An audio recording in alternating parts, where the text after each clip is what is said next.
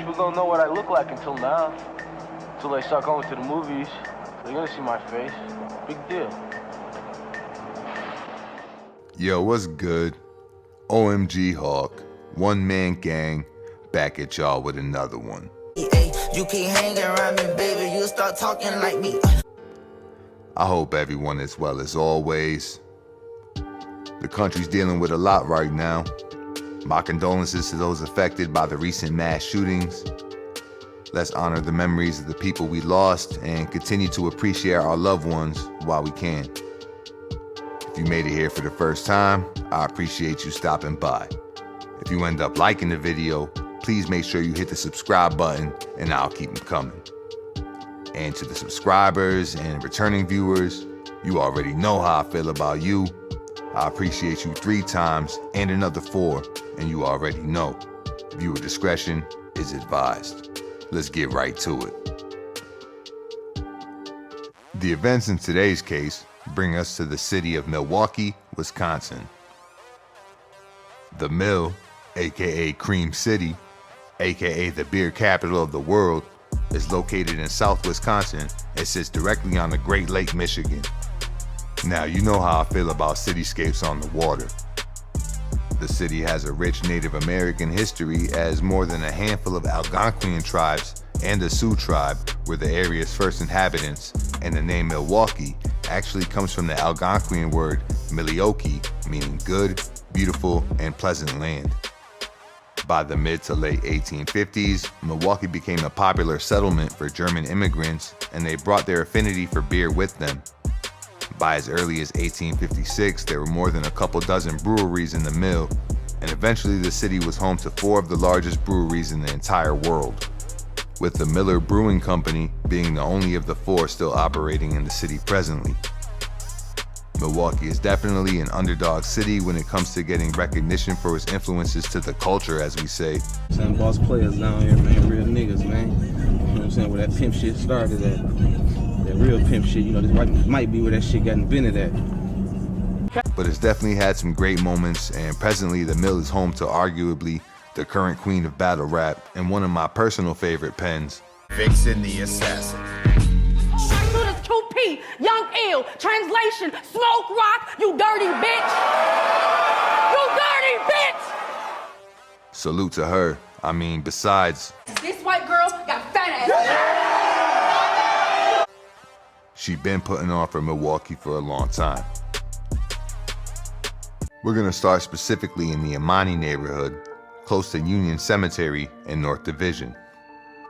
At around 9 p.m. Sunday, June 21st, 2020, Milwaukee police received a report of 2 missing girls, only 13 and 15 years old.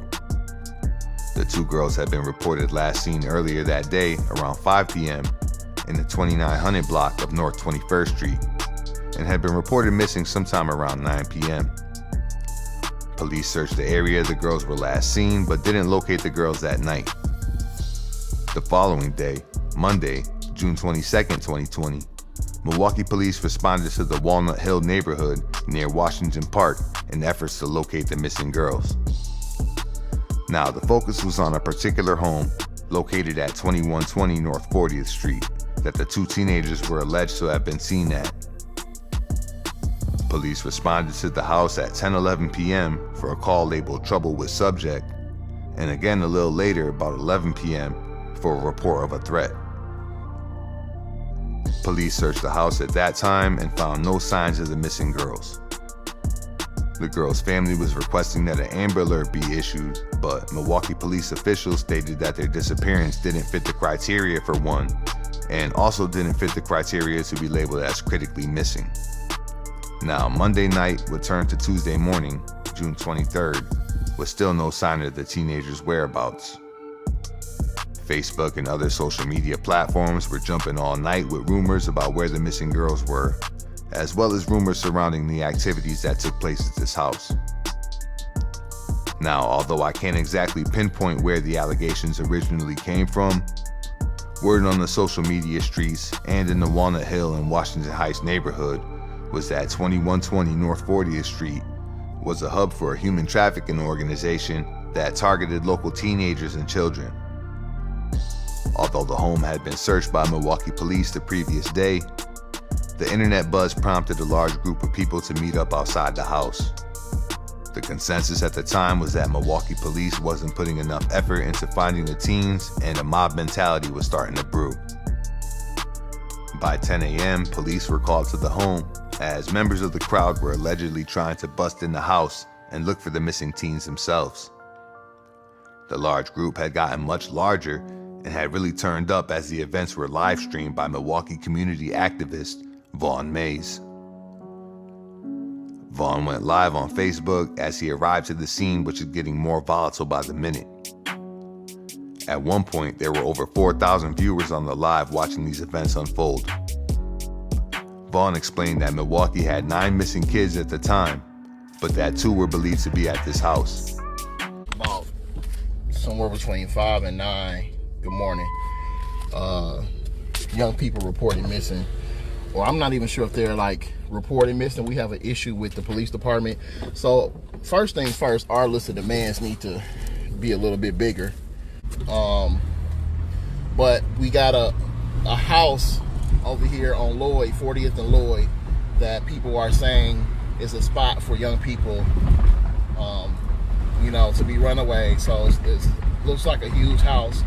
I'm not sure what's going on over here, but people are pointing out this address as the address where they are going or being held.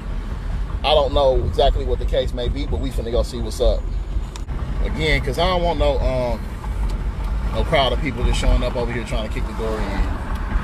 So if the community do want to move and act, I gotta make sure that folks do that safely. He said Milwaukee police's efforts weren't adequate when it came to missing black youth, and that the community has set up their own system through social media to raise awareness about their children. Police searched the house again and found no sign of the missing teenagers, and Vaughn's live took viewers with him and a few others up the block as they knocked on doors for leads and just to spread awareness about the missing children. Hey, knock on every door! Every door! Knock on every door! Knock on every door! Around 11 a.m., as Vaughn returned to the house at 2120 North 40th, the police had left after their search, although they didn't disperse the crowd, which had grown even larger at this point. Shortly thereafter, a group of people can be seen congregating around the back door, and a couple people actually tried kicking the door in. But all that shit she was talking yesterday, she ain't doing that shit for your kids, but we gonna do it for ours. They shouldn't even been the fuck over here. Nasty pedophile ass bitch. Where the gang at? The fat boy. It's not this. So this ain't no bando, is it? The residents inside responded with gunshots. Let me move. They going in. Where the man at? Come on. We need something. Watch out, bro. Oh shit.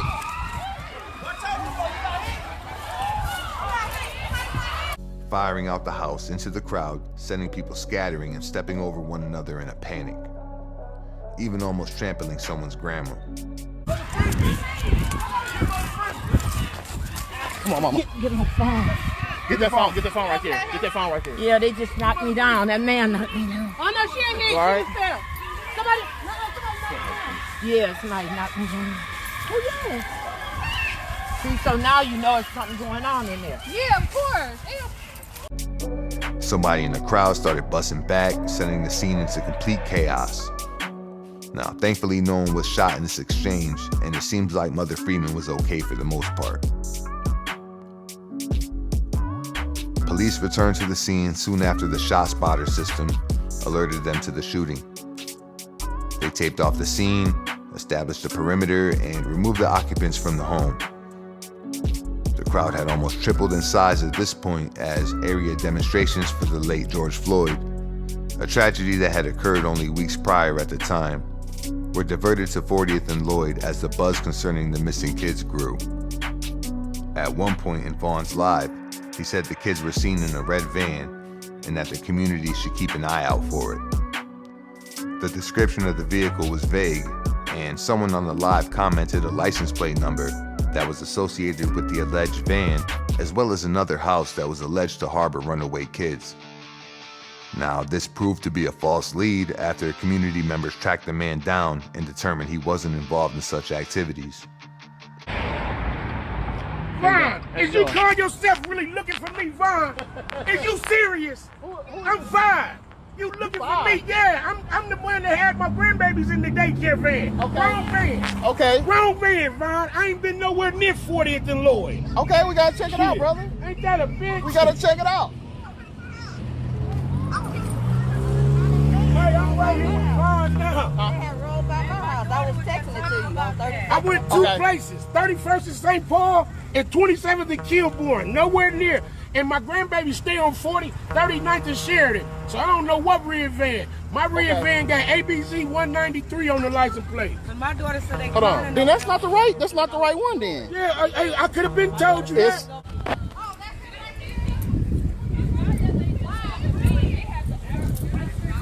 What? Did what? Hello? Yeah, he good, y'all. Hello? Hello? He good. I said it already. What y'all mad about? What y'all mad about?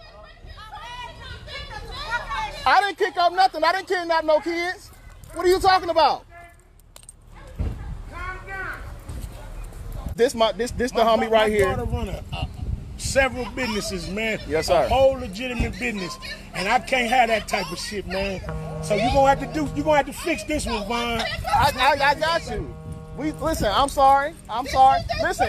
I'm sorry. You should have heard the shit that people was saying to me about my father. That shit's so hurtful and humiliating and embarrassing. This shit probably done ruin my whole fucking career. Y'all good, and like I said, I'm gonna do what I need to do to make sure that people know that ain't y'all and y'all good. My kids wanna go. Oh, I'm trying to just understand something. She wants us to be out here to fight just as hard we fighting for these two mothers right now. Exactly. If somebody say they at this address, we gotta go to that address. Like, she's talking about her business. I understand that. At the end of the day. Want some real stuff. Y'all can be mad all you want to. This how shit go. The police get wrong information the same way we do. Wait a minute. Wait a minute. Like I said, I'm gonna do what I need to do, but y'all can't. We didn't do this. They gave us dude address and dude van, and it ain't the right ones. So they mad about that shit. Wait. First of all, you're not gonna speed past that like you didn't just say what you just said. At around 3 p.m., the police perimeter was gone, and the crowd started to go in on the house, smashing windows and breaking into a van parked on the property. Now, someone allegedly found a bloody pair of shorts in the van, leaving the crowd more convinced that some kind of foul play was going on at the house. A little before 4 p.m., Milwaukee police returned in full riot gear and attempted to reestablish a perimeter around the house. They were severely outnumbered, and before backup could arrive, members of the crowd surrounded the back of the house and set it on fire, as well as a vehicle and a couch on the property. Firefighters weren't called to the scene until 5:22 p.m., and when they arrived, the crowd wasn't budging, and police had to escort them through. Now, as soon as they managed to get in position, more gunshots rang out, this time striking a 14-year-old girl and a 14-year-old boy. Firefighters had to rescue the victims in the middle of the angry mob, but fortunately, they were reported to have non-life-threatening injuries. Firefighters were allegedly pelted with bricks and other debris as they worked to contain the flames, and demonstrators clashed with police into the evening, being met with tear gas and rubber bullets. A little after 7 p.m., another notable Milwaukee activist, who was also live streaming from the scene, started a march which drew a large portion of the crowd away from the fracas. Firefighters were able to gain control again and successfully put out the fire. About a half hour later, right up the street in the 4000 block of West Lloyd, more gunshots rang out as someone fired into a car, striking a 24-year-old man. Fortunately, this was also reported to be a non-life-threatening injury. chaos would continue into the night, and police and fire were called once more sometime after midnight, as the house was set on fire yet again. This time, 3 officers were allegedly injured by bricks thrown by the crowd. Now, I wonder if they were those OG Milwaukee Cream City bricks. Now, this fire would completely destroy the structure. Thankfully, no one lost their lives during this days-long melee. At some point during the uproar, and before the fire even started, one of the missing teens' mothers found the girls in the 3200 block of North 9th Street, about 3 miles away from 40th and Lloyd. It's reported that the teens' family didn't immediately inform police that the girls were discovered safely. Now, when the girls were interviewed by Milwaukee police, they said they hadn't been at 2120 North 40th at all, and they said they didn't know anyone there. Got him! Milwaukee police found no evidence of them being there, as well as no evidence of human trafficking. Sadly, the second floor of the home was occupied by a young woman and her 2-year-old child, who actually happened to be in the labor and delivery ward at St. Joe's Hospital, as she had just given birth to her second child and had to watch her home and everything she had burned to the ground on the news from a hospital bed with her newborn baby. What?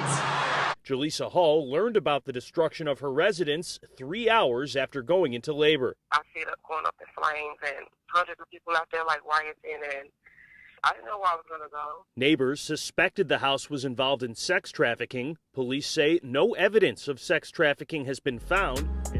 At least one person has been arrested for the arson, and Vaughn Mays was arrested for his involvement in the chaos and was released after a sit-in demonstration at the courthouse. The Milwaukee District Attorney's Office declined to pursue charges against him. Yeah, wow. First and foremost, I'm glad nobody lost their lives in this day and a half of insanity. And most importantly, I'm glad the 2 missing girls were found safe. I gotta say, the entirety of live stream footage from the day was riveting. It made me extremely proud of the people at some points, and literally made me cringe at others. You know, I don't want to be too critical of people because I honestly believe that most of the crowd had good intentions originally. I understand distrust of the police doesn't happen overnight, and I agree that missing Black and brown children are disproportionately covered by our major media outlets. Although I understand municipalities' concerns about wasting resources and sounding false alarms in regards to runaways, and although the kids are usually not in immediate danger, the terrible reality is that lack of danger can change in a fraction of a second for a naive teenager on the street, and maybe police should look into alternate alerts and procedures that could heighten the sense of urgency when it came to locating them safely. You know, another terrible reality that we fail to acknowledge is that oftentimes, runaway children might have a valid reason for not wanting to be home, and those issues need to be addressed too. You know, Vaughn Mays mentioned in his live about possibly creating an Alexis alert to be named after 7-year-old Alexis Patterson, who went missing in Milwaukee in May of 2002. I really hope that gets implemented. I'm not going to be too hard on Vaughn because I respect what he's trying to do on the front line. Another Milwaukee activist referred to him as a violence interrupter, a quote, individual who stands in between police and citizens to help diffuse situations. Now, I don't know if June 23rd was just an off day for Vaughn, but as I watched on, I just couldn't help but think how insane and unorganized this missing child canvas was. Just the energy itself felt like oxygen to flames. As an individual with a platform that people trust, to falsely label people in a house as sex traffickers, regardless of how trifling they were living, is not okay. And mere allegations of such can't begin to justify the collateral damage of an innocent mother having been burned out of her home. Not to mention the innocent OG who got followed home by the mob after someone falsely accused him, and all the online harassment his family dealt with that Vaughn just brushed off as collateral damage. You know, I'm grateful no one died, but a lot of damage was done, and people should reflect on what could have went differently. Our people's safety should always be our first priority. To me, it seemed like at some point, keeping the Facebook Live popping was more important to Vaughn than the situation at hand. See what they do for views?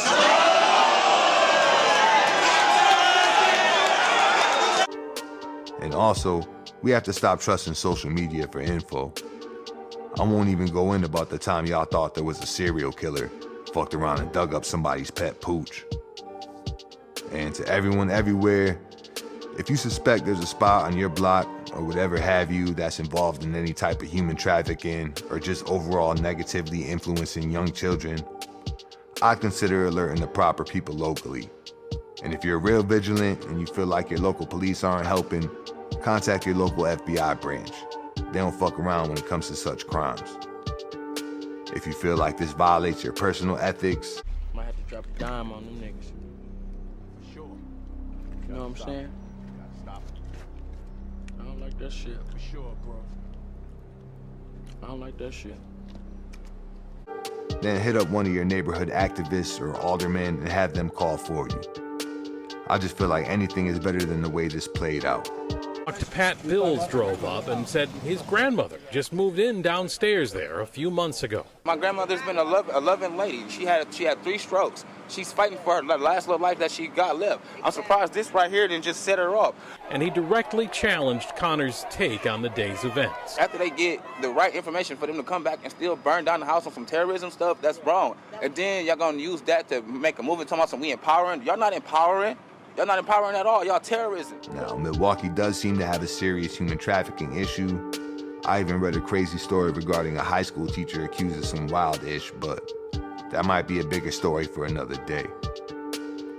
You know, my best wishes to Walnut Hill, as well as Washington Heights, Arlington Heights, the whole 414. I appreciate y'all. Please stay well and stay safe until next time. One Man Gang.